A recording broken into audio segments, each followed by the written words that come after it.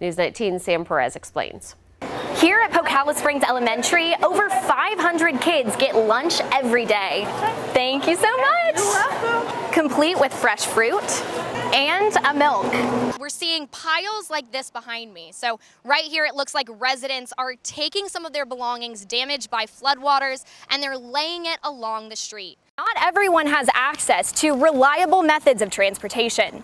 That's why Coletown Bike Collective provides free bicycles to the community. Yes, Andrea, that theme of lying was definitely something that came up a lot. And now this was hours that defense attorney Jim Griffin spent up on the stand delivering his closing arguments to the jury. We started this, we got here in January, and now it's March. And so we've listened to so much witness testimony. We've seen so much evidence. South Carolina counties continue to have some of the highest flu rates in the country, but numbers did finally drop a bit last week.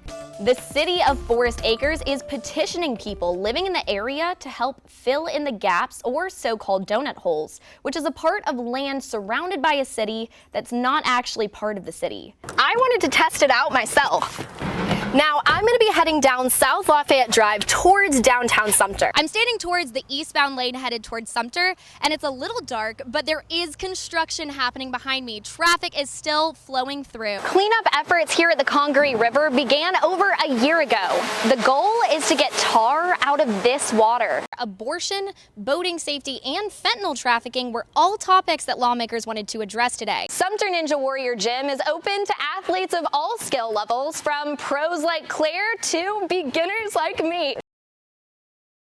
It is absolutely amazing news and incredible considering how damaged this building is. So I'm going to step out of the way so you can see the Clubhouse Learning Center and the damage that it sustained. This is on Wilson Hall Road in Sumter, right next to the Sumter School District building. Now, I got here to the scene about 1 p.m. where you could see thick black smoke billowing out of the roof.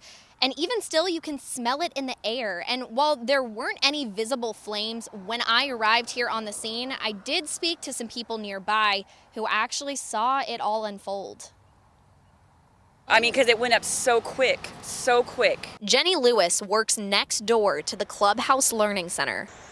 When she saw smoke coming from the building, Lewis tells me she ran inside. It was pouring out everywhere, and you could hear the glass breaking as I went around the front, and I went to the other side. I didn't even make it halfway around the other side, and I could not breathe in that smoke. Lewis says shortly after, first responders arrived on scene. Sumter Fire Division Chief Jeffrey Shirley says the call came in at 12:38 p.m. When they got to the scene, he says all 47 children and 6 staff members were safely out of the building. It's just a godsend.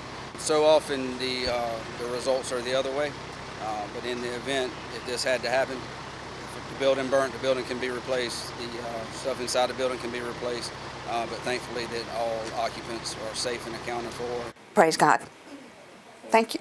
Sharon Goff works across the street and says she was coming back from her lunch break when she saw the smoke and ran to help. That's really what I thought about first, was running to the kids. After she knew they were safely out of the building, Goff says she spoke with parents who came to get their kids. Just making sure, calming them down, prayed with them a few, just letting them know they were strong. They were big boys and girls. And that their friends were okay. And I got big smiles after that, so the kids were great. Great. And now Goff, who works with the daycare at Wedgefield Baptist Church, says she's working to help make sure these kids have a place to go. We're in contact now with DSS and with Wendy, the director at the daycare, and just seeing what we could do. You know, these babies have to go somewhere. You know, parents still have to work. You know, they have a schedule, they still have to work. So if we can help them, we have an orphanage at Wedgefield Baptist also. That is not open yet, and so we're going to try to accommodate that. Now, I spoke to Chief Shirley at about 4:30 p.m. today, so just about an hour and a half ago, when his crew cleared out, and I asked them what the status was on this, and he says that still they don't know the cause of the fire or where it originated, but Shirley says that his crew is working to figure that out. Bees, they do everything for us, and all we have to do is protect them the best that we can. It's what beekeepers Paul Wise and Tara Van Norman are trying to do year-round, but especially now that it's swarm season. Swarm season is just basically they're outgrowing their environment, they're expanding. It's a good thing, it's a natural thing. That environment can be a traditional hive found in nature or in these nucleus boxes that beekeepers maintain. This right here is called a frame. When this gets to be a little bit too full, the bees leave and they go look for a new home. The bees that leave the hive are the swarm. They settle in a temporary location while scout bees go to find a permanent hive. Wise says the swarm can be anywhere from the side of a building to a car to a bush like this. If it's a big cluster, I mean, they all stuck together. If they're all flying around, then it's not a swarm. If you see a swarm, Wise says you can call the Clemson Extension, which can send out a certified beekeeper to remove the swarm safely for free and transfer them to a safe environment. They provide a valuable resource to us. They pollinate our crops so we can eat. They produce honey for us. They produce wax for us that, you know, people put in their makeup and everything else. It's just important to try and protect them, as well as other pollinators, not just honeybees. Other pollinators, they all have a purpose, you know, in nature, and you know, without them, we wouldn't have the food that we have today. If you do come across a swarm, Wise says to stay calm and call in the professionals if you want them removed. If not, he says the bees will likely leave in a few days once they figure out a permanent home. Everybody, you know, should get a second chance at being able to start over clean or actually get a clean slate per se. Derek Gamble served 3 years in prison before getting out in 2011. I'm a former drug dealer, and I actually had cocaine distribution charges and quite a few other charges over the past 20 years. As soon as he was released, Gamble says he opened a hot dog stand and set up in front of the local library. Through operating this business, Gamble tells me he got back on his feet. But now, a new ordinance might make ventures like this more difficult for some. Sumter Mayor David Merchant says the measure will make it so business licenses could be harder to obtain for people with a certain criminal background. And if those folks have a prior history of public endangerment, that obviously they don't need to be in business that will tempt them or put our citizens at risk to go down that path again. Merchant says it would be up to the discretion of a city official who issues licenses. It gives them the opportunity to deny it, but it doesn't require it. Scott Slatton is with the South Carolina Municipal Association, which works with cities and towns throughout the state to help draft various ordinances, including this change in Sumter. That's the number one goal, is to make sure that the businesses that are operating in a city are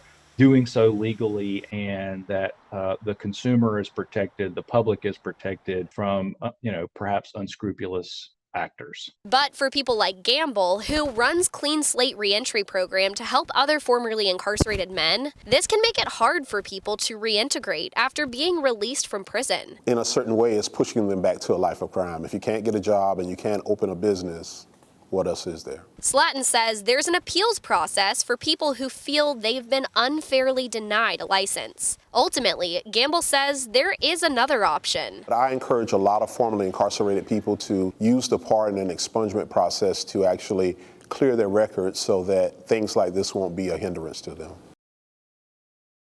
I'm a reporter covering the Alex Murdaugh double murder trial, and here's your 60-second recap of today's court proceedings. Alex Murdaugh is accused of murdering his wife Maggie and his son Paul on June 7th, 2021.